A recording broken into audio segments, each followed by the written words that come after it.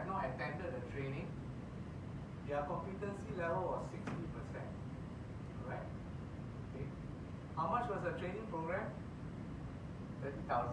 Yeah. After they completed the training, what is the competency rating? 90%.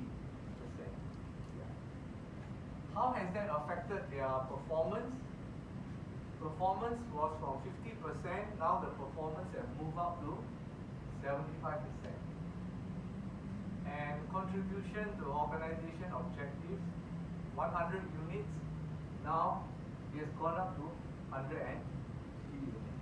So it can be product, it can be the number of new IPs, if you are in R&D, right, whatever it is, on the last row here.